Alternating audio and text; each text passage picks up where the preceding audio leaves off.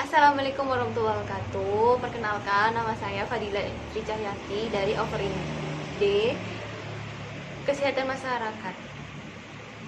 Baik, saya akan mempresentasikan tentang bakteri Tremomena pallidum. Pengertian Tremomena pallidum itu merupakan bakteri yang montir atau dapat bergerak, yang umumnya menginfeksi melalui kontak seksual secara langsung, masuk ke dalam inang melalui celah di antara sel epitel. Sifilis merupakan penyakit sistematik kompleks dengan berbagai manifestasi klinik yang disebabkan oleh bakteri Tremomena pallidum. Nah, ciri-ciri Tremomena pallidum itu berbentuk spiral yang melengkung-melengkung, terus berukuran panjang sekitar 6-15 dengan tebal sekitar 0,25. Terdiri dari 6-24 gumpalan. Terus dapat bergerak maju serta mundur, dapat berorientasi, dan terdapat ondulasi dari sisi satu ke sisi yang lain. Berkembang biak dengan cara membelah secara melintang. Terus stadium aktif berlangsung setiap 30 jam. Tidak dapat bertahan di udara kering, suhu yang panas, serta adanya terinfeksi dan terinfektas dan sabun. Terus tidak dapat dikembangbiakkan di media buatan, namun dapat dikembangbiakkan pada hewan. Penyakit yang diakibatkan oleh bakteri ini bisa menyebabkan penyakit sifilis yang sudah saya terangkan waktu awal. Hampir semua alat tubuh dapat diserang, termasuk sistem kardiovaskuler dan saraf. Wanita hamil yang menderita sifilis dapat menularkan penyakit ke janin sehingga menyebabkan sifilis kongenital yang dapat menyebabkan kelainan bawaan atau kematian. Terus sifilis diambil itu lewat tusukan jarum. Misalnya ada transfusi darah, itu jarumnya itu bisa kena di jarum itu ada bakteri tersebut. Gejala-gejala penyakit sifilis ada dua, primer dan sekunder. Yang primer itu gejalanya itu klasik dari sifilis primer itu disebut dengan cargel uklus yang keras dengan dasar yang bersih. Terus tunggal, tidak nyeri, tidak merah, terbatas tegas, dipenuhi oleh spirokaeta dan berlokasi pada sisi Tremomena pallidum pertama kali masuk. Masa inkubasi cargel itu bervariasi dari 3-90 hari dan sembuh spontan dalam 4-6 minggu. Apabila tidak diobati,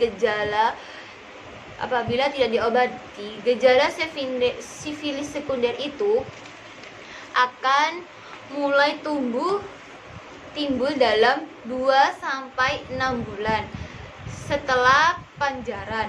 2-8 minggu setelah cargel muncul, sifilis sekunder adalah penyakit sistematik dengan Hippocrata yang menyebarkan dari cargel dan kelenjar plifer ke dalam aliran darah dan ke seluruh tubuh, dan dapat menimbulkan beragam gejala yang jauh dari lokasi infeksi semula. Sistem yang paling sering terkena itu kulit, limfe, saluran cerna, tulang, ginjal, mata, dan susunan saraf pusat. Nah, cara penularan selanjutnya itu transfusi darah dan menggunakan jarum suntik bersamaan secara tercemar bakteri Themomena pallidum. Terus hubungan seks dengan orang terkait bakteri Themomena pallidum, kontak langsung dengan luka penderita, mencium bibir dengan penderita, darah wanita hamil kepada janin yang dikandungnya, jika berhubungan seks melalui anus dan seks melalui mulut. Nah, penyakit ini ada komplikasi yang mengikuti sifilis. Nah, yang pertama itu masalahnya pada neurologi, koordinasi otot yang buruk, numbness, keadaan mati rasa, paralisis, kelumpuhan, gangguan pada penglihatan. Terus kedua, problem pada jantung dan darah, aneurisma atau kondisi penyebaran pembuluh darah dan sering terjadi pada arteri, inflamasi atau peradangan aorta, arteri, dan pembuluh darah lainnya. Yang ketiga, kerusakan pada jaringan kulit dan tulang, komplikasi pada janin, resiko lahir prematur, dan yang terakhir, gangguan sistem imun, dan masih banyak komplikasi yang lainnya. Nah, gimana cara pencegahannya? Yang pertama itu penerapan safe sex dengan menggunakan kondom yang benar. Selalu berhubungan kelamin dengan satu pasangan yang tidak menderita penyakit kelamin. Lalu jika mungkin, tunda hubungan seks selama masa pengobatan. Hindari penyentuh luka pada penderita sifilis.